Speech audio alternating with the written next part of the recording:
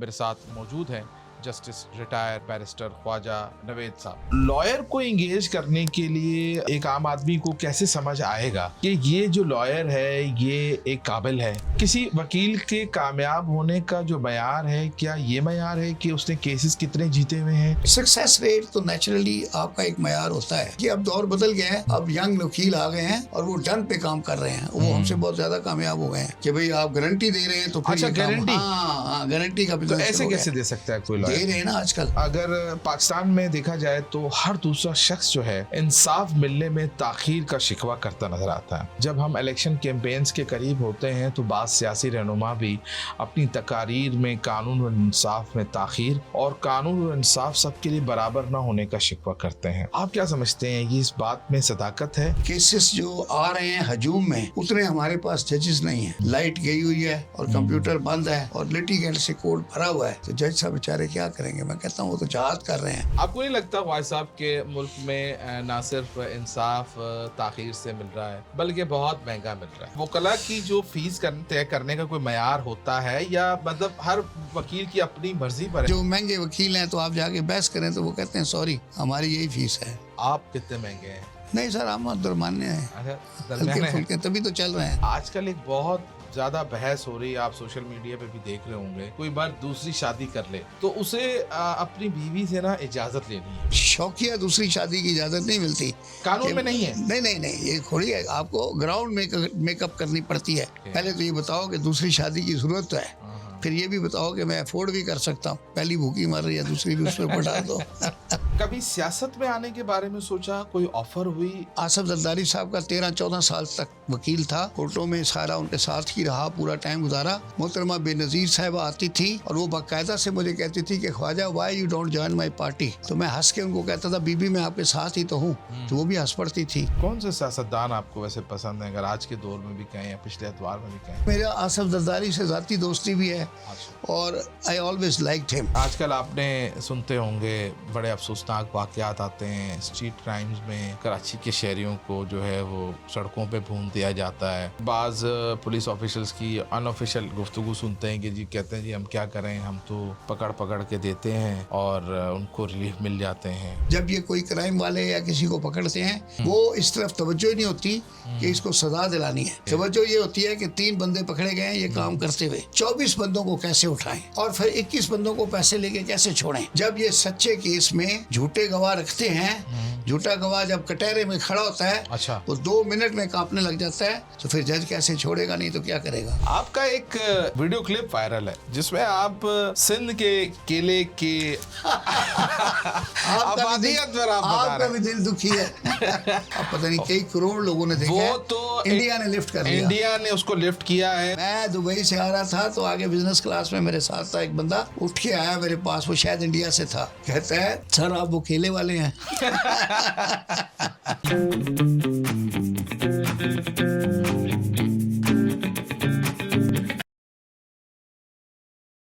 बिस्मिल्लाहिर्रहमानिर्रहीम, अस्सलाम वालेकुम। आप केएनएन पॉडकास्ट देख रहे हैं, मैं नवाज़िश अली हूँ।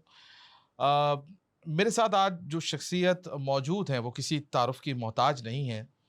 कानून और इंसाफ के शोबे में 50 साल से ज़ायद उनकी खिदमात हैं और आपने उनको मुख्तलिफ नेशनल टेलीविज़न्स पे भी देखा होगा और बहुत सारे दीगर हवालों से भी उनका नाम आपके सामने मुख्तलिफ अखबार में आता रहा होगा। मेरे साथ मौजूद हैं justice retired barrister Khwaja Naved साहब। अस्सलाम वालेकुम सर। वालेकुम सलाम। बहुत शुक्रिया ख्वाजा साहब, आपने हमें थैंक यू नवाज़िश साहब, आपने इनवाइट किया, बहुत शुक्रिया। Thank you. Khwaja Sahab, Khwaja Naved advocate कौन है, कहाँ पैदा हुए, इब्तिदाई तालीम हासिल कहाँ की और 50 साल इस शोबे में गुजार दिए, कुछ बताएं अपने बारे में। सर मैं लाहौर में पैदा हुआ 14 जनवरी 1952 को और मैट्रिक का इम्तिहान मैंने पास किया। लाहौर का उर्दू मीडियम का बहुत बड़ा स्कूल था उस ज़माने का, अब भी होगा, government central model high school. ये करबला गामे शाह के साथ ही है, गवर्नमेंट का लाहौर के बिल्कुल सामने है और हमारे दूसरी तरफ ज़िला कचहरी थी। बड़ा सेंट्रली लोकेटेड है, दाता दरबार के इलाके में, बाटी के इलाके में, लेकिन बहुत बड़ा स्कूल था। इंग्लिश मीडियम में एचईसन चलता था और उर्दू मीडियम में ये सेंट्रल मॉडल स्कूल था, ये मुकाबले के स्कूल थे, और वहाँ से मैंने मैट्रिक किया और बड़ा प्रेस्टिजियस इंस्टीट्यूशन था। उसके बाद फिर हम कराची शिफ्ट हो गए, 1967 में मैंने मैट्रिक किया। तो यहाँ पे सबसे बड़ा उस ज़माने में कॉलेज था डीजे साइंस कॉलेज। तो यहाँ पे चूँकि मेरे 75% मार्क्स आए थे मैट्रिक में, तो यहाँ मैं अप्लाई किया तो मेरिट पे मेरा पहला या दूसरा नंबर था, तो मुझे फ़ौरन ही एडमिशन मिल गया। फिर वहाँ से मैंने इंटर किया, फिर मैंने बीकॉम किया, और फिर मैं LLB SM लॉ कॉलेज से किया, फिर बार एट लॉ मैंने इंग्लैंड से किया, LLM भी मैंने SM लॉ कॉलेज से किया, कराची यूनिवर्सिटी से। तो ये क्वालिफ़िकेशन है। 1975 में I was enrolled as a lower court lawyer. ठीक है। 15 के 14 मई को, अब दोबारा मई है, 1975 को हमारा एनरोलमेंट हुआ था। फिर 2 साल बाद मई 1977 में मेरा सिंध बलूचिस्तान हाई कोर्ट में एनरोलमेंट हुआ एज ए लॉयर। और फिर 1988 में मैं सुप्रीम कोर्ट ऑफ पाकिस्तान का वकील एनरोल हो गया। सही है। जब से ये चल रहे हैं। ठीक है। हमारी हाईएस्ट डिग्री सुप्रीम कोर्ट का वकील होना होती है, और बाकी एकेडमिक क्वालिफिकेशन में I am barrister at law, LLM, LLB, BCom, ये सारा पीछे है। ये सारा करने के बाद फिर अभी आप वकालत के शोबे में हैं। जी, वकालत के शोबे में। तो उसके बाद मैं एडवोकेट जनरल सिंध बना। मैं हाई कोर्ट का जज भी बना, सिंध हाई कोर्ट में मैं था। फिर PCO का चूँकि हमने ओथ लिया था, फिर हमने कबल उस वक्त जब इफ्तिखार चौधरी साहब को बहाल कराया, तो आते ही पहला काम उन्होंने किया कि PCO जजिस को हटा दिया। तो फिर हम भी फारग हो गए। फिर वो जिनके को सोच थे, कोई उधर उधर जाके ट्राइब्यूनल्स में बैठ गए, मैं अपनी प्राइवेट प्रैक्टिस में आ गया। वो अल्लाह के फजल से बहुत चलती है, तो मुझे फिर किसी ट्राइब्यूनल वगैरह की ज़रूरत नहीं पड़ी। और आई रिमेंड एट काफ़ी तवील सफ़र है, बहुत लंबा सफ़र है। 50 साल हो गए अब तो। 50 साल हो गए सर, पता ही नहीं चल रहा, कल की बात लगती है। ठीक है। अच्छा, बतौर एक आम इंसान, आम आदमी की एक सोच होती है। आपको 50 साल ज़्यादा लग रहे हैं, लेकिन मैं आपको बताऊं, मेरा जो डैनियल पर्ल का केस मैंने चलाया, 25 साल के बाद अभी जजमेंट आई है। 25 साल हम चलाते रहे उस केस को। आप डैनियल पर्ल के केस में मैं वकील था जी। किन का वकील थे आप? उमर शेख के साथ 2 बच्चे और थे। ओके जी, मैं उनका लॉयर था। ठीक है। शुरू में उमर शेख का भी रहा, फिर उमर शेख के वालिद जब बाहर से आए, तो उन्होंने बड़े सीनियर हमारे लॉयर थे, जनाब अब्दुल वहीद कटपर साहब। अच्छा। उनको लॉयर कर लिया, फिर कटपर साहब फौत हो गए। फिर उसके बाद अपील स्टेज पे मैं आ गया, और उसमें जो मेन एक्यूज था उमर शेख, उसके लिए लाहौर से उनके मामू थे, वो आते थे लॉयर हाई कोर्ट में, और उनके साथ एक शेख साहब, सईद शेख उनका नाम है, वो बड़े सीनियर लॉयर हैं, उन्होंने चलाया। और बाकी जो 2 थे, आदिल शेख और एक साकब नसीम, 2 बच्चे थे। अच्छा। उनकी तरफ से मैं पेश हुआ। फिर वो सारा केस बरी हो गया माशाल्लाह। पलक झपकते ही मतलब आपके 50 सारा टाइम गुजर गया।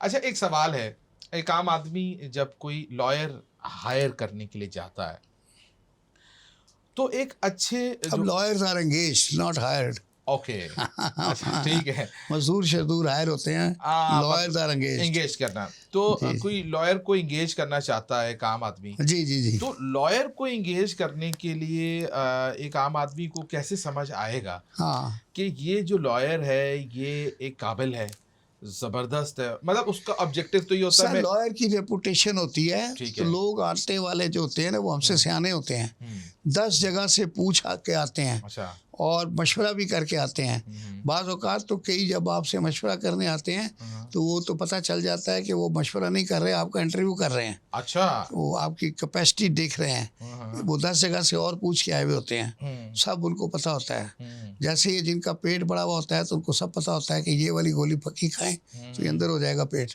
वो जब जाते हैं हकीम के पास, तो उनको सारी बातें खुद ही पता होती हैं। तो आप ये कह रहे हैं कि जो भी आप अगर आता है किसी लॉयर के पास, उसको एंगेज करने सब पता करके आता है, ठोक बजा के देख कर आता है। ये जो इसके बावजूद कई लोग फंस जाते हैं। क्योंकि वकालत में हर पेशे में ना आजकल एजेंट्स इन्वॉल्व होते हैं, तो वो बाज़ औक़ात इनोसेंट लोगों को मिसगाइड करके गलत जगह पे ले जाते हैं। वकालत के शोबे में भी एजेंट्स हैं, हर जगह होते हैं। यहाँ कराची में तो इतना नहीं है रवाज, पंजाब वगैरह में जाएं तो वहाँ तो वो मुंशी और एजेंट के सिवा मेरे ख्याल में आम वकील को तो क्लाइंट ही नहीं मिलता। अच्छा। हाँ, सिर्फ नामवर वकीलों के पीछे लोग खुद आते हैं, और वहाँ भी तो बड़ा सख्त लिटिगेशन जो लिटिगेंट्स लोग हैं वो भी बड़ी छानबीन के करके वकील करते हैं। ठीक है।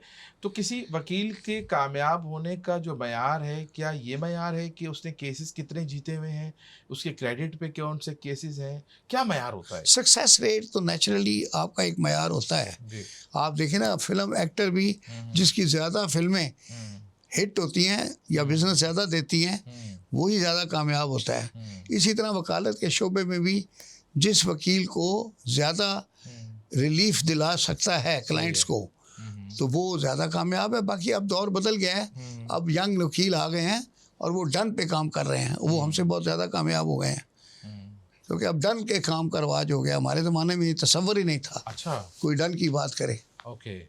अब जैसे हर शोबे में खराबी आ गई है, तो इस शोबे में ये डन वाली आ गई है। ओके। अच्छा, तो डन पे बहुत काम हो रहा है। इसकी थोड़ा सा डिस्क्राइब करेंगे, डन का क्या डन मतलब? का मतलब ये होता है कि ये अपना बाजार की ज़ुबान है, जैसे मेमनों के यहाँ होते हैं स्लैंग हाँ, वर्ड्स। हाँ। तो ये है ना डन कि भाई आप गारंटी दे रहे हैं तो फिर अच्छा, ये काम, गारंटी। हाँ हाँ, गारंटी का तो बिजनेस ऐसे शुरू हो कैसे गया दे सकता है कोई है। लॉयर? दे रहे हैं ना आजकल, मर्जी के पैसे लेते हैं फिर? वो फिर मर्जी के पैसे लेते हैं। ओके। मतलब उनको फिर पता होता है कि उन्होंने केस कैसे चलाना हाँ है। हाँ, उनको सब पता होता है। ठीक है। तो एक अहम शॉर्ट बॉल फेंकनी है या कौन सी बाउंसर कराना है या क्या करना है, हाँ, सारा उनको पता होता सारा उनको पता होता है। अच्छा, अगर पाकिस्तान में देखा जाए तो हर दूसरा शख्स जो है इंसाफ मिलने में ताख़ीर का शिकवा करता नज़र आता है। यहाँ तक कि जब हम इलेक्शन कैंपेन्स के करीब होते हैं तो बाज़ सियासी रहनुमा भी अपनी तकारीर में कानून और इंसाफ में ताख़ीर और कानून और इंसाफ सबके लिए बराबर ना होने का शिकवा करते हैं। आप बतौर इस शोबे के 50 साल आपने गुज़ारे हैं, आप क्या समझते हैं, ये इस बात में सदाकत है या ये एक परसेप्शन है? है। नहीं, ताख़ीर तो बाकायदा हो रही है। उसकी वजह ये है कि केसेस जो आ रहे हैं हजूम में, उतने हमारे पास जजेस नहीं हैं, और फिर जजेस के पास जो ख़ास तौर पे सबऑर्डिनेट जुडिशरी में वो फैसिलिटीज़ नहीं हैं, अच्छे स्टेनोस नहीं हैं, लोड शेडिंग है, 3-3 घंटे कंप्यूटर बंद रहता है। आज तो के दिन में भी? आज के दिन में भी तो वकील जज साहब क्या करेंगे, बैठे हैं ऊपर, गर्मी यहाँ पे 40 डिग्री सेंटीग्रेड, छोटे छोटे कमरे, लाइट गई हुई है और कंप्यूटर बंद है और लिटिगेंट से कोर्ट भरा हुआ है। तो जज साहब बेचारे क्या करेंगे? मैं कहता हूँ वो तो जहाद कर रहे हैं, जो वो काम जजेस जहाद कर रहे हैं, इस वक्त आप ये बिल्कुल कह रहे सर, हैं। जितनी मेहनत से वो काम कर रहे हैं, सलाम है उनको, वही कर सकते हैं। आम आदमी वहाँ जाके 1 घंटा खड़ा हो तो घर आके वो 2 एस्प्रिन खाता है, आम आदमी तो तौबा करता है वैसे। वो तो तौबा तौबा करता है। तो आप ये समझते हैं कि इसकी वजह जो है वो वसाइल की कमी है? वसाइल की कमी, केसों की भरमार, जजेस की कमी और इंफ्रास्ट्रक्चर उस तरह से नहीं है जितनी डिमांड है जी, तो इसलिए डिले हो जाता है, पेंडेंसी बढ़ जाती है, डिस्पोजल कम हो जाता है, क्योंकि जज भी इंसान है, कितना काम करेगा। सही बात है। अच्छा, जैसा आपने चूँकि सिंध हाई कोर्ट में भी बतौर जज सर्व किया है, तो कभी ऐसा हुआ कि कोई किसी केस का फ़ैसला आपने दिया हो और बाद में आपको लगा हो कि फ़ैसला ठीक नहीं था? नहीं नहीं सर, फैसला सोच समझ के देते हैं, वरना देते ही नहीं है। अच्छा। डेढ़ दे देते हैं। मैंने तो ऐसा कभी नहीं किया। अच्छा। जो समझ में आया बिस्मिल्लाह करके कर दिया, हाँ, हाँ। नहीं समझ में आया तो तारीख दे दी अच्छा, कि भाई दोबारा देखेंगे। ऐसा होता है। ऐसा भी हो जाता है कि आपने पूरा दोनों पार्टियों का सुना और कुड नॉट रजिस्टर और could not reach on certain decision, तो बजाय इसके कि जल्दबाजी में किसी का इंसाफ या हक तलफ हो जाए, आप डिले कर दें कि दोबारा सुनेंगे, फ्रेश माइंड के साथ फिर डिसाइड कर देंगे। ठीक है। और कभी ऐसा भी हुआ है कि एक जो जज के लिए वो कैसी फीलिंग होती है उसके लिए कि आपने एक बंदे को कन्विक्ट करार दे दिया अपने फ़ैसले में, जो भी मौजूदा शवाहिद हैं उसकी बुनियाद पे जो कि पेश किए गए हैं, और वो अपील के लिए जब जाता है, अपील ज़ाहिर है उसका हक़ है, तो वहाँ पर उस अगली अदालत में आपके फ़ैसले को एक तरीके से वीटो कर दिया जाता है।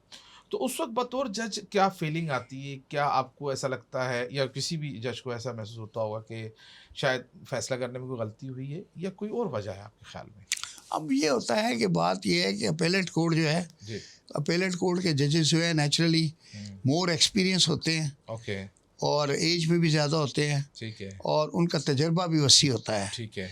तो जब वो एप्रिसिएशन ऑफ एविडेंस की बात आती है तो उनका अपना नुक्ता नज़र होता है और वी एन ब्रॉड होता है। ठीक है। तो ये सारी चीज़ें देखती है। ट्रायल कोर्ट का जो जज है उसको बहुत सारे एडवांटेजेस भी हैं। अच्छा। कि वो गवाह को अपने इतने से फासले से देखता है, गवाह के टहरे में खड़ा होता है, जज साहब उसका बयान सुनते हैं, बयान लिखते हैं, जिरा सुनते हैं, उसमें उसका डिमेनर बॉडी लैंग्वेज चेक करते हैं कि बॉडी लैंग्वेज क्या है। तो बॉडी लैंग्वेज में देखते हैं कि कोई बंदा शक्ल से झूठा नजर आ जाता है, पता चल जाता है कि बकवास कर रहा है। तो उसमें ट्रायल कोर्ट के जज को ये एडवांटेज होता है।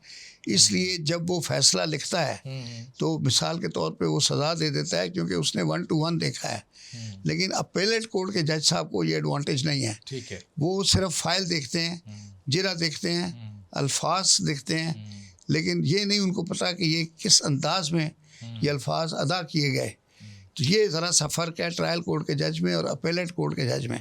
बहरहाल उनका वीएन भी ब्रॉड होता है, पावर्स भी वसी होती हैं। सही है। तो इसलिए बाज़ औक़ात लोअर कोर्ट के जज का किया हुआ फैसला सेट असाइड हो जाता है और या वहाँ से रिमांड बैक हो जाता है कि भाई इसको दोबारा लिख कर भेजें। सही है। ये भी होता है। ठीक है।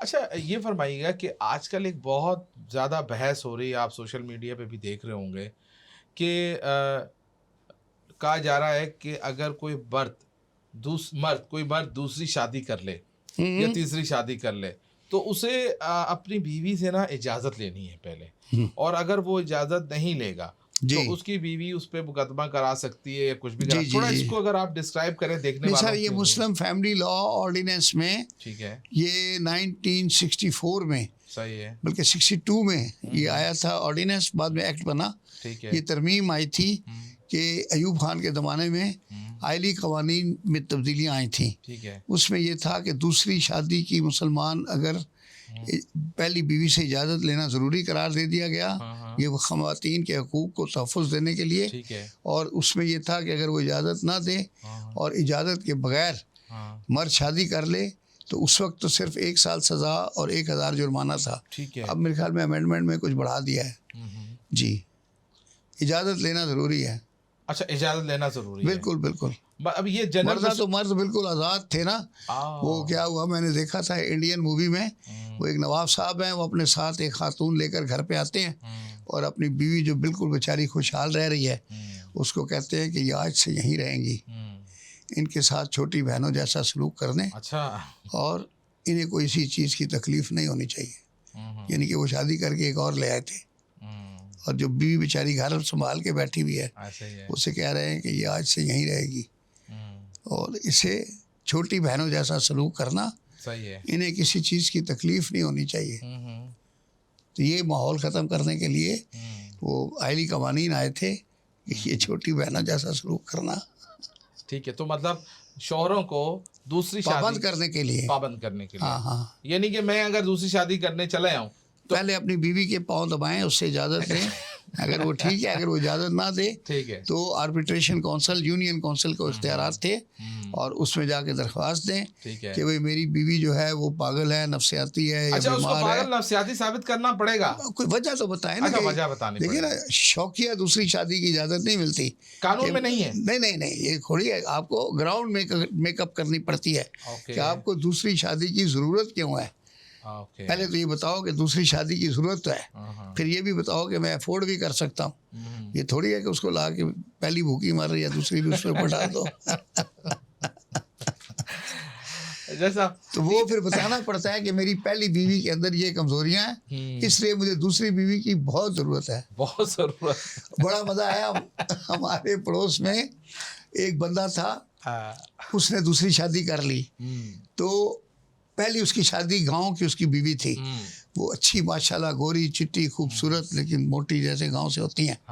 उसने क्या किया कि ये कोई सदर से कोई जो होता है ना गोवा वाली, वो लड़की ले आया और उसको जीन्स वीन्स पहन के, और बड़ा खुश होता था। हाँ, वो टी शर्ट पहन के निकलती थी।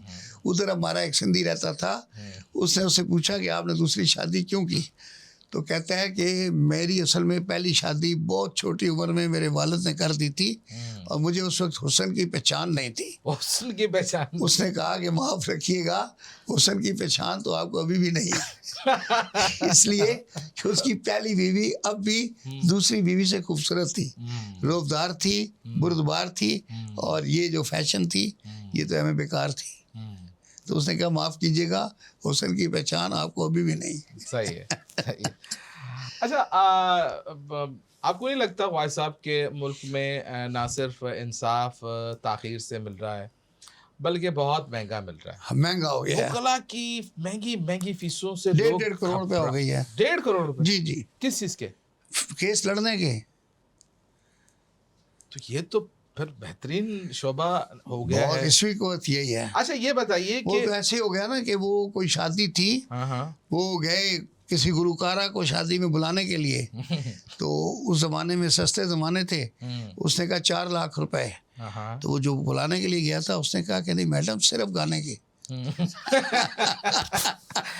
तो ये जो वकला की जो फीस तय करने का कोई मयार होता है, या मतलब हर वकील की अपनी मर्जी पर है? अपनी मर्जी पर तो है क्लाइंट सर। के हिसाब से, और केस वो के वही हिसाब। हिसाब है, जैसे आप जानते हैं ना, वो औरतें कपड़ा लेने गई होती हैं, हाँ हाँ वो कहते हैं 26 रुपये गज। तो वो कहता है, औरत कहती है कि भाई ये बहुत महंगा है। अच्छा, तो वो कहते हैं कि छोड़ दो बाजी, हमारा बिकता है। लेना है लो, नहीं तो मतलब 26 में ले रहे हैं, हमारे पास दूसरे लोग बहुत बैठे हुए हैं, तो तो मतलब वो बहस नहीं करते। बहस नहीं कर अब वो सकते। कहते हैं हमारा बिकता है। ठीक है। इसी तरह जो महंगे वकील हैं, तो आप जाके बहस करें तो वो कहते हैं सॉरी, हमारी यही फीस है, तो कर लो जो करना है। आप कितने महंगे हैं? नहीं सर, हम दरमाने हैं, अच्छा, हल्के दरमियाने हैं। फुल्के, तभी तो चल रहे हैं। थोड़े बहुत में गुजारा कर लेते थोड़ा हैं। ठीक हो जाता है। केस टू केस भी देख लेते होंगे केस टू कभी? केस बंदा भी देखना पड़ता है सर, हाँ। कि उसकी कैपेसिटी भी है कि नहीं। हाँ। खुद को बेच के तो नहीं देगा ना सर। ये बात तो दुरुस्त है। और सर ये 1.5 करोड़ जो वकील लेते हैं, वो वकील लेते हैं जो 100 करोड़ रुपए टैक्स की पेमेंट, हुकूमत के वाजबात और उसका स्टे ऑर्डर लेके देते हैं। अच्छा, आप 100 करोड़ बचा के दे रहे वो भी हैं। डन वाली चीज होती है। हाँ, वो डन। ना भी हो तो मतलब ये कि हाँ। आप 100 करोड़ का फ़ायदा पहुंचा रहे हैं, तो 1.5 करोड़ तो आपका हक बनता है ना। देने वाला हाथ जोड़ कर दे जाता है ओके। कि जल्दी से ले लें, ऐसा ना हो इरादा बदल जाए। मतलब वो मामला इतना बड़ा होता है कि उसके ऊपर, ठीक है, मामलात बहुत बड़े होते हैं। मामलात बहुत बड़े होते हैं। अच्छा, जैसे पाकिस्तान में दीगर शोबाजात की जो तालीम है वो ज़बू हाली का शिकार है। यूनिवर्सिटीज़ जो है वो ग्रेजुएट्स निकाल रही है, डिग्रियां दे रही हैं, लेकिन प्रैक्टिकली वो जो स्टूडेंट्स हैं या जो पढ़ लिख कर जो लोग आ रहे हैं मार्केट में, मैं बड़ी रेप्यूटेड यूनिवर्सिटीज़ की बात नहीं करूँगा, लेकिन वो प्रैक्टिकली वो लोग जो है मतलब उनको समझ लें कि डिग्री मिल रही होती है। तो कानून के शोबे में भी क्या आप ये ज़बू हाली देख रहे हैं, या आपको लगता है कि जब हम एलएलबी की बात करते हैं तो इस शोबे के अंदर जो है उसमें थोड़ा सा नहीं, हमारा प्रोफेशन भी ओवर क्राउडेड हो गया है, ओवर क्राउडेड हो गया है? इतने केस नहीं हैं जितने वकील हैं। मैंने अपने एक क्लाइंट को भेजा, मैंने कहा सिटी कोर्ट में चले जाओ। अच्छा। तो वो पहुंचा तो वहाँ से मुझे फ़ोन करता है कि सर इधर तो कोई क्लाइंट है नहीं, सारे वकील ही वकील हैं। उन दिनों शायद वकीलों के इलेक्शन हो रहे थे, तो सारे गेट पे ही खड़े हुए वोट मांग रहे थे। तो वो वहाँ देख के परेशान हो गया, कहता सर यहाँ तो कोई प्राइवेट आदमी आए नहीं, सारे वकील ही वकील हैं। तो ओवर क्राउडेड भी हो गया है, और ये जो है वो जो लोग आ रहे हैं सर मयार भी मतलब वो आहिस्ता आहिस्ता पर ठीक हो जाता है। होता ये है कि देखें, ये मैं हमेशा नए जूनियर भी आते हैं उनको भी समझाता हूँ कि by reading a book on swimming you can not jump in the pool. आपको पूल में स्विमिंग सीखने के लिए पहले जंप करना पड़ेगा, गोते खाने पड़ेंगे, हाथ चलाने पड़ेंगे, फिर आप स्विमिंग सीख जाएंगे। बाकी आप एक किताब पढ़ के आ जाएं स्विमिंग के ऊपर कि what is the art of swimming, तो आप साइंस रोकना, उसने लिखा होगा कि सांस रोक लो, फिर वो कहेगा कि यूँ नीचे उतरो, फिर तो आप उतर जाओ तो फिर डूब जाओगे। तो किताब में जो बुक नॉलेज है और प्रैक्टिकल नॉलेज में बड़ा फ़र्क है। प्रैक्टिकल नॉलेज धक्के खा के सीखनी पड़ती है, बुक नॉलेज पढ़नी पड़ती है। लेकिन बुक नॉलेज भी बहुत ज़रूरी है, क्योंकि उसके अंदर एक्चुअल लिखा होता है कि आपने करना क्या है। ठीक है। तो यानी अगर आप सिर्फ बुक नॉलेज ले लें, प्रैक्टिकल ना लें, तो आप ज़ीरो हैं, और निरी प्रैक्टिकल ले लें तो आप मुंशी बन जाते हैं वकील की बजाय। कि आपको काम तो आ जाता है, लेकिन ये नहीं पता कि ये लिखा हुआ कहाँ है। ठीक है। अच्छा जैसे अब हमारे जैसे लोग जुमा पढ़ने जाते हैं, मसले मसाइल सुन के हम भी बयान कर लेते हैं, लेकिन हमें एक्चुअल पता नहीं है कि ये कौन सी हदीस है, कहाँ लिखी है, क्या सफ़ा नंबर है, ये उलमा को ही पता है। ऐसे ही है, हम ऐसे अपना मारते थे, इमरान खान भी बोल देता है हमारी तरह कि ये लिखा हुआ है, उसको पता नहीं होता। उस पारी की पता नहीं होती। ख्वाजा साहब ये फरमाइएगा कि आजकल अगर हम देखें तो सियासत में बहुत सारे वकला हजरात और वकला बरादरी बहुत ज़्यादा एक्टिव होती है। अगर आप पाकिस्तान के सियासतदानों को उठा के देखें तो उसमें तकरीबन कोई 20% जो सियासतदान हैं उन्होंने कानून की तालीम हासिल की भी है या प्रैक्टिस कर रहे हैं या नामवर वकला हैं। 50 साल का अरसा गुजरा, बहुत सारे सियासी रहनुमाओं से आपके ताल्लुकात भी हैं। कभी सियासत में आने के बारे में सोचा, कोई ऑफ़र हुई या आपको लगता है ये चीज़ आपके लिए नहीं थी? नहीं नहीं सर, बाकायदा से मैं तो आसफ जरदारी साहब का 13-14 साल तक वकील था। हाँ, सही है। कोर्टों में सारा उनके साथ ही रहा, पूरा टाइम गुजारा।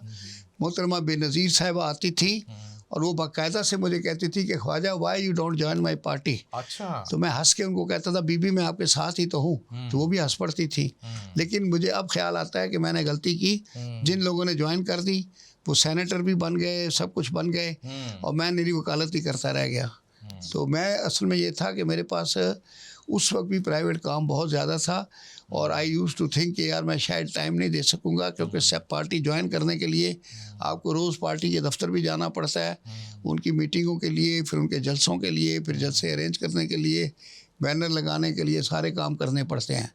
तो मैं ये समझता था कि यार ये मेरे बस का नहीं है। तो इसलिए मैं तो चूँकि उनके साथ ही होता था तो मुझे कभी फील ही नहीं हुआ कि मैं सियासत में नहीं हूँ। तो जब बाद में पता चला कि जब लोग टिकट शिकट लेके सेनेटर बन गए, अच्छा, फिर पता चला कि मैं सियासत में नहीं हूँ। हम पैदल ही रह गए। आप पैदल हम उनके साथ रहते थे सारा वक्त, तो हम समझते थे हम भी साथ ही हैं। लेकिन जब पता चला ओहदे बटे तो पता भाई जिनको ओहदे मिले वो थे जो सियासत में थे, हम बाहर ही रह गए। चले, अभी भी आप माशाल्लाह अल्लाह का शुक्र है अभी टाइम है।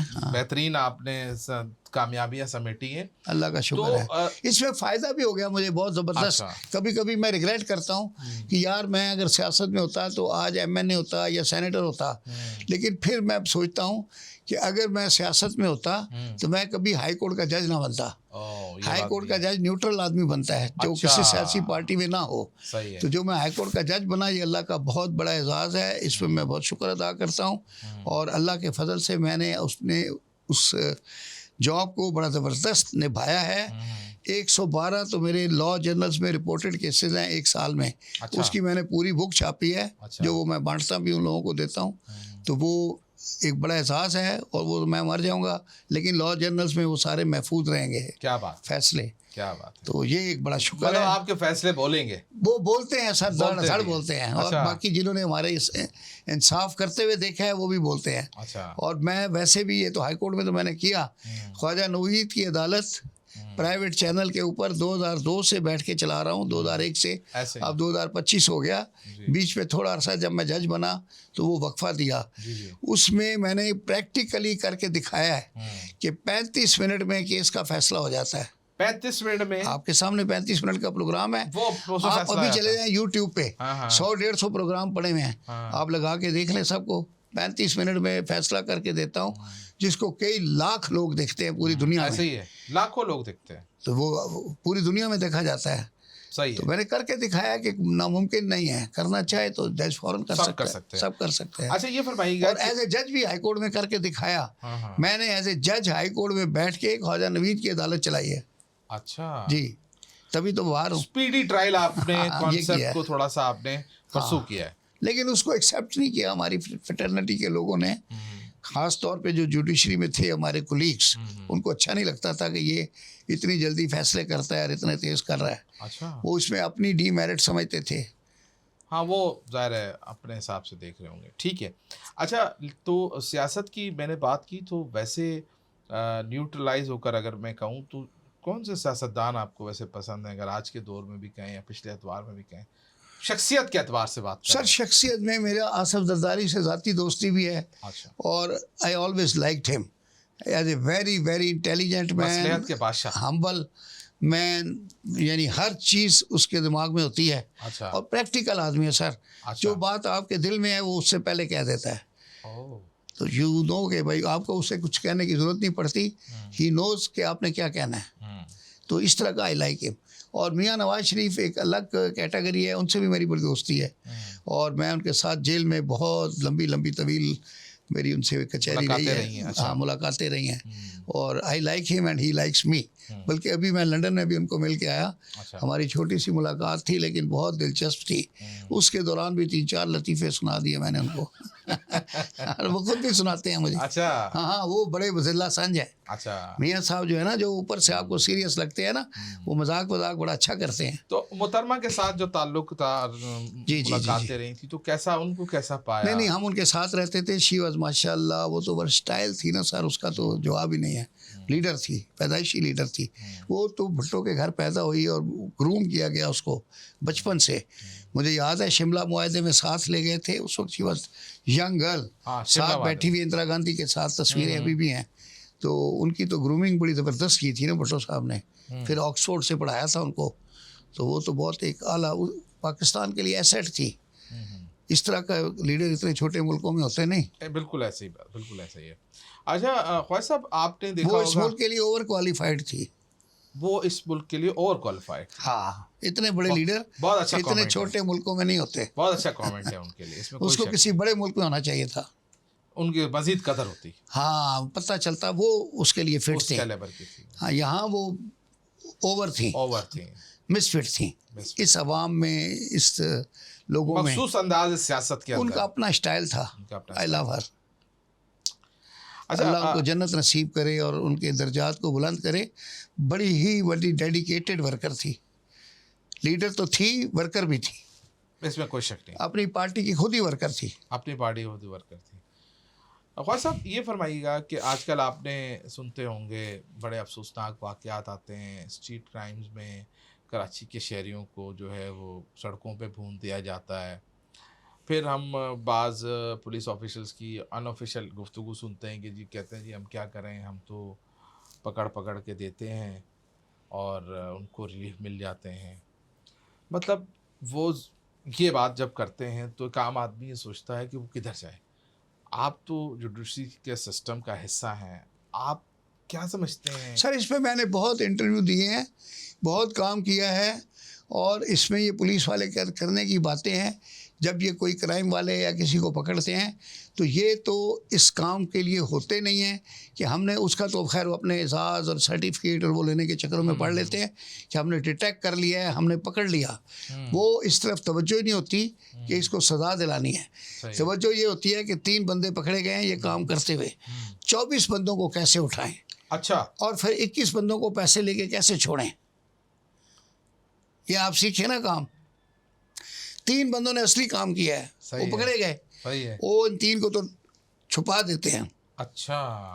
उनके इर्द गिर्द जो उनके भाई बहन रिश्तेदार, रिश्तेदार जहाँ उन्होंने 2 दिन नौकरी की है, जहाँ से मोटरसाइकिल मांगी थी, जहाँ से कैमरा लिया था, जहाँ से पानी पिया था, जहाँ रात रहे थे, वो 24 बंदों को ले आते हैं। फिर सबको बोली लगती है, फिर एक एक एक एक करके छोड़ते जाते हैं।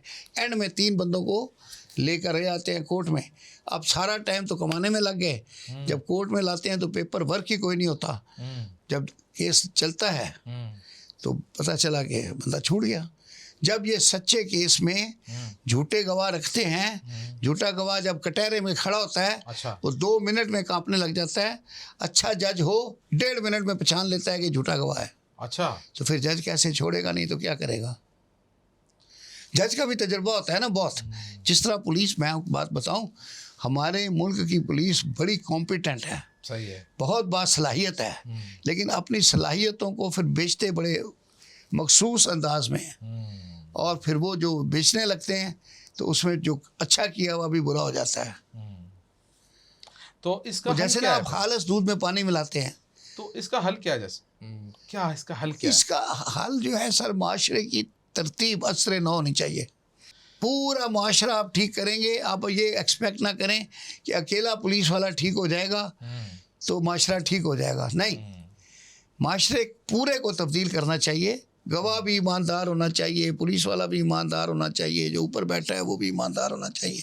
बड़ा मज़ा आया। हमारा एक जज थे, बड़े अच्छे थे, हमारे दोस्त भी थे, बुज़ुर्ग भी थे। एक केस में वो he was not satisfied with the investigation, सही है। तो उन्होंने वो जो इन्वेस्टिगेशन रिपोर्ट आई सारी उठा के फेंक दी सही है। और एक ऑर्डर लिखवाया आईजी के नाम सही है। कि द इन्वेस्टिगेशन में be entrusted to some honest police officer. तो मेरे उस्ताद थे मरहूम हसन अली अब्दुर्रहमान साहब, उन्होंने ऑर्डर पढ़ा तो मुझे कहने लगे कि ख्वाजा इसका फैसला कौन करेगा कि हु इज़ ऑनेस्ट।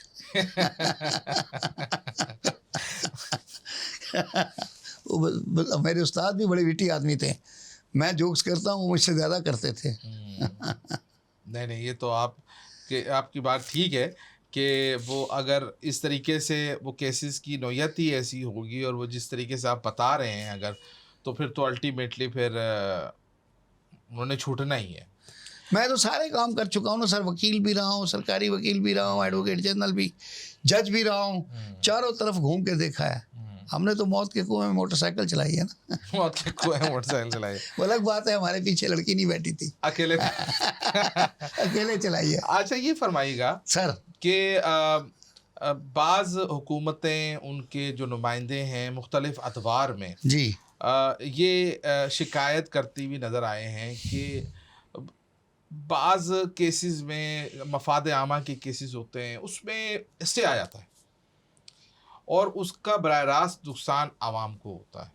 मतलब कोई मफाद आमा का मंसूबा है, उसके ऊपर कोई भी जाता है, स्टे ले लेते हैं और वो मंसूबा विदहेल्ड हो जाता है। सर, ये कहने की बातें हैं, वो कहते हैं कि जी स्टे इतनी आसानी से नहीं मिलता कोर्ट में, क्योंकि हम स्टे लेते हैं तो हमें पता चलता है कि जान जोखों में डालनी पड़ती है। अच्छा। जो जज आपको स्टे ग्रांट करता है पूरा आपका पोस्टमार्टम भी करता है और केस का पोस्टमार्टम भी करता है, तो बाज़ औक़ात वो स्टे देना लाजमी हो जाता है, इसलिए वो देते हैं और वो इंटरम स्टे देते हैं ताकि इस आदमी का, मसलन आप कहते हैं जी मेरे सारे डॉक्यूमेंट्स भी पूरे हैं, मैंने हर चीज़ लीगल की हुई है, मेरा नक्शा भी सही बना है, केडीए वाले बुलडोज़र लेकर आ गए हैं और वो मेरा मकान गिरा रहे हैं और उनका कहना ये है जी कि 25 लाख रुपए दो वरना अभी गिरा जाएंगे। अब कोर्ट के देखता है कागज़ वागज़, जो वकील स्टे लेने जाता है वो कहता है कि सर ये देखें ये सारे कागजात मुकम्मल हैं, तो वो फिर क्या करते हैं कि उस वक्त जिसने गिराने आया है उसको नोटिस देते हैं कि उसको भी सुने।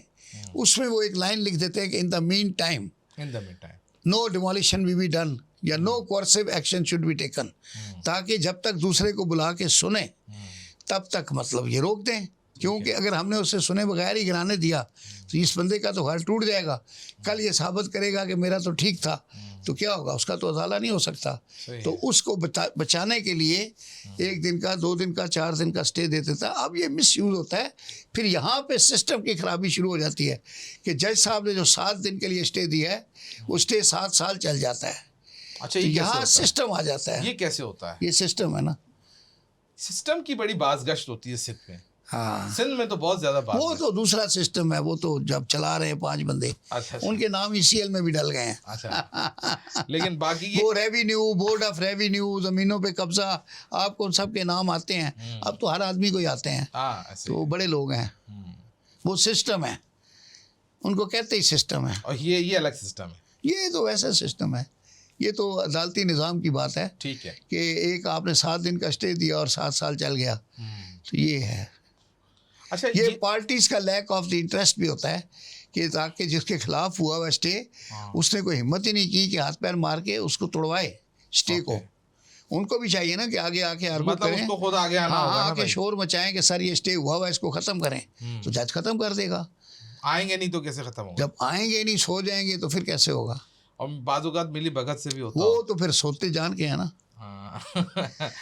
वो कहते हैं कल रात क्या सोए कि बाकी उम्र की नींद उड़ गई। वाह वाह वाह, क्या बात, कि ख्वाब क्या देखा कि धड़का लग गया ताबीर का। वाह वाह। अच्छा, ये फरमाइएगा ख्वाजा साहब कि जहाँ पाकिस्तान के मुख्तलिफ शोबों में बेहतरी की गुंजाइश है वहाँ पर इस्लाहात की ज़रूरत है।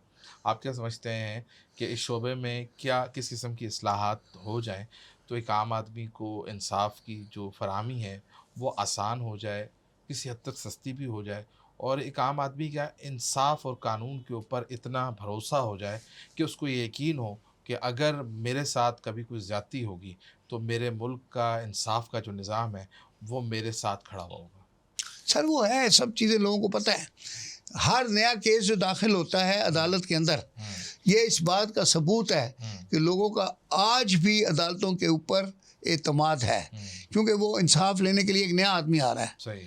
अगर अदालतों के ऊपर एतमाद ख़त्म हो जाए तो नया केस दाखिल होना बंद हो जाएगा। सही। आप सुबह से खोल के बैठे होंगे कोर्ट, एक गाहक नहीं आएगा, नॉट ए सिंगल इंस्टीट्यूशन, कोई केस नहीं आएगा। जिस तरह कहते हैं ना, कहावत है कि हर पैदा होने वाला बच्चा ये पैगाम लेकर आता है कि अल्लाह अभी अपने बंदों से मायूस नहीं हुआ। मायूस नहीं है, बिल्कुल ऐसे ही है। जो आ रहा है, पैदा हो रहा है, तो ये बता रहा है कि अल्लाह अभी भी भेज रहा है बंदे। तो आप ये समझते हैं? हाँ बिल्कुल, निज़ाम दुरुस्त है, इसको ठीक है, बस आपको हौसले की ज़रूरत है। बस मज़ीद इस्लाहात की ज़रूरत नहीं, है? इस्लाहात की कोई ज़रूरत नहीं है। जो हुई भी हैं इस्लाहात, उनको इम्प्लीमेंट कर दें। इम्प्लीमेंटेशन के कानून बेशुमार है हमारे यहाँ, उन पे इम्प्लीमेंटेशन नहीं होता। मैंने IBA में I was invited in the seminar, तो मैंने वो तकरीर की कि पाकिस्तानी माशरे को, लोगों को ठीक करने के लिए सिर्फ 2 घंटे का वक्त दरकार है। अच्छा। तो वहाब साहब मरहूम, वो चेयरमैन थे IBA के, वो बैठे हुए थे, हम लोग स्टेज पे। उन्होंने जैसे सुना ना कि 2 घंटे में ठीक होता है, मैंने देखा वो ऐसे उछल के अपनी कुर्सी से आगे आए, मुड़ के मेरी शक्ल देखी कि ये कौन बेवकूफ़ आदमी है। उसके बाद बैठ गए। अब मैंने कहा कि सर, आप एक आदमी को यहाँ से जहाज़ पे बिठाएं, 2 घंटे के बाद वो दुबई के एयरपोर्ट पे उतरेगा, ना वो वहाँ सड़क पे पेशाब करेगा, ना वो ओवरटेकिंग करेगा, ना वो गंद फैलाएगा, ना वो चोरी करेगा, ना वो कतार तोड़ेगा, तो 2 घंटे में ठीक हो जाता है।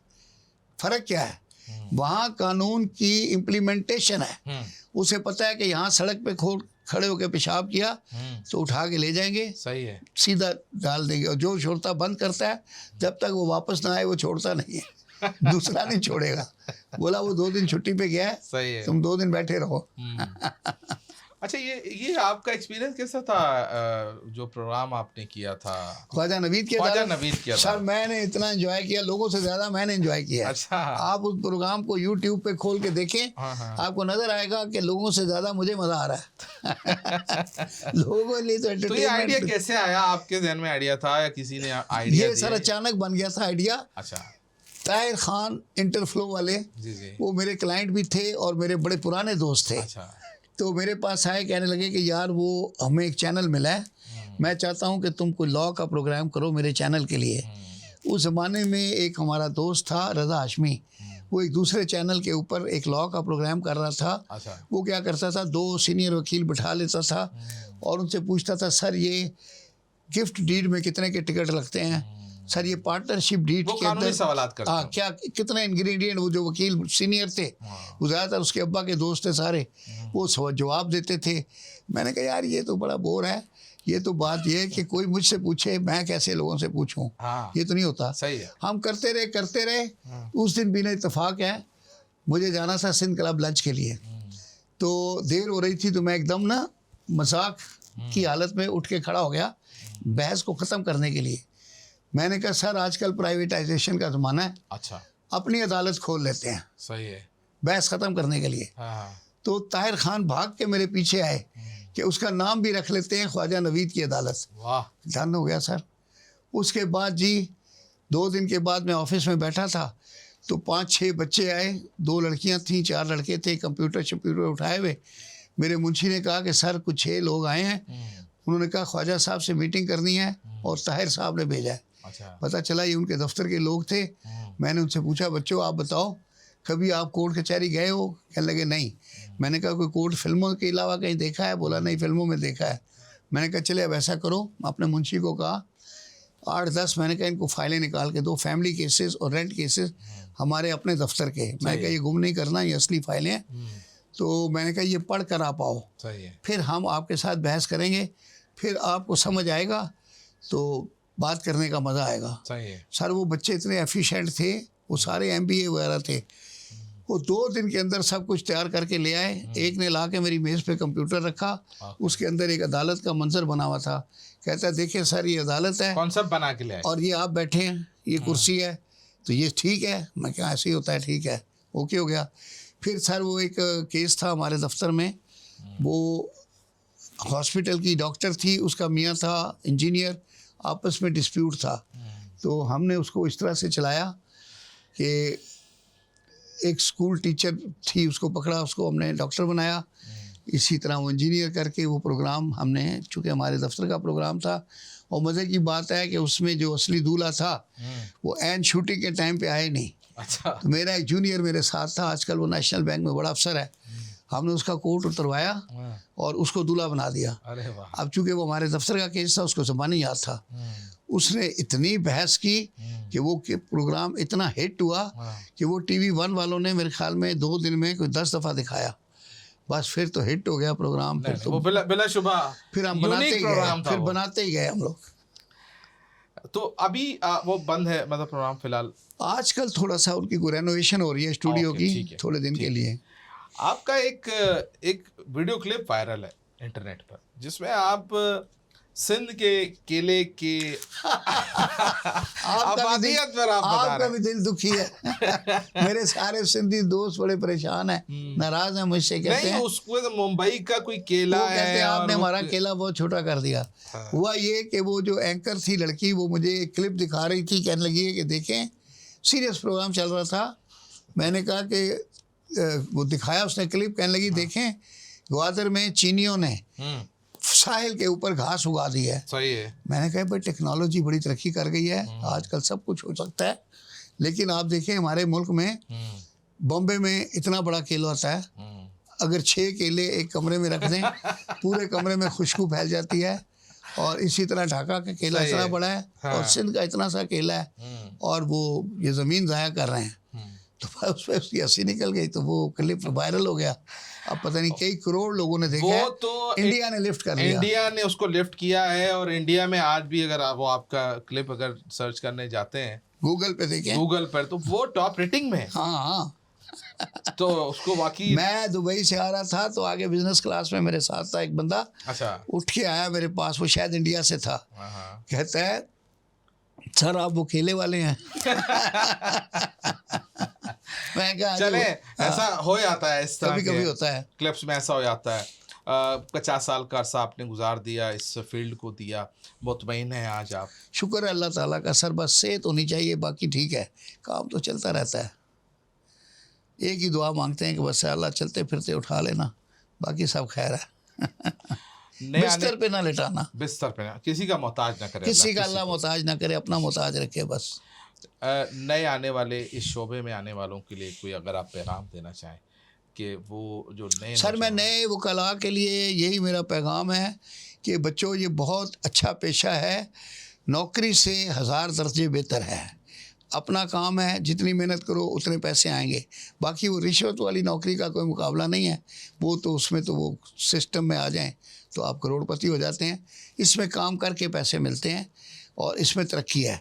और ये गरीब का आदमी के लिए एक अच्छा पेशा है कि बग़ैर किसी सरमाए के वो दिन ब दिन आगे बढ़ता जाता है अपनी मेहनत से। आज वो लोअर कोर्ट का वकील है, फिर सेशन कोर्ट का वकील है, फिर हाई कोर्ट का वकील है, फिर सुप्रीम कोर्ट का वकील है। लोअर कोर्ट में है तो सैकड़ों में फ़ीस मिलती है, हाई कोर्ट में हज़ारों में मिलती है, फिर आगे सुप्रीम कोर्ट में लाखों में मिलती है, और अब तो लोग करोड़ों में भी ले रहे हैं। तो ये ओपन फील्ड है और इसमें कोई सिफारिश की ज़रूरत नहीं है। कंपटीशन होता है, आप अदालत के अंदर जब बहस करते हैं, 2 वकील, पीछे सारी आवाम बैठ के देख रही होती है, वहीं पे आपकी रेटिंग हो जाती है, जैसे आपके केले वाले में हुई है। रेटिंग पता चल जाता है कि कौन आगे है कौन पीछे। बिल्कुल ठीक है। बहुत शुक्रिया ख्वाजा साहब, आपने हमें वक्त दिया। हमारी ये कोशिश है कि हम कराची से, ज़ाहिर है कराची में हम फ़िज़िकल पॉडकास्ट कर रहे हैं, तो कराची से ताल्लुक़ रखने वाले मुख्तलिफ़ शोबा है ज़िंदगी के, जिन्होंने अपने शोबाजात में एक वक्त दिया है, उनकी एक कंट्रीब्यूशन है, तो उनको हम बुलाकर खराज तहसीन पेश करें। और ये उसी की एक कड़ी थी कि आपको हमने मदऊ किया, और आपकी बड़ी मेहरबानी, बहुत शुक्रिया भाई आपने कि आप हमारे पास तशरीफ़ लाए। नाज़रीन, आपने आज का प्रोग्राम देखा। ख्वाजा साहब कानून और इंसाफ के शोबे में उनकी जो खिदमात हैं, वो किसी तारुफ़ की मोहताज नहीं, और किसी एक बहुत बहुत लंबा अरसा है ख्वाजा साहब ने इस शोबे में गुज़ारा है। हमारी कोशिश यही है कि हम कराची के जो बहुत सारे दीगर जो स्टार्स हैं, जिनको आपने मुख्तलिफ़ टीवी चैनल्स पे भी देखा है, मुख्तलिफ़ मुकामात पे आपने देखा, अखबारात में उनको देखा, पढ़ा, सुना, तो उनको भी हम मज़ीद इस प्लेटफ़ॉर्म के ज़रिए आपके सामने लेकर आएँ, उनकी गुफ्तगू सुनवाएँ, ताकि आप उनकी गुफ्तगू से और उनके तजर्बे से इस्तिफ़ादा कर सकें। अपना बहुत ख़्याल रखिए। अल्लाह ने के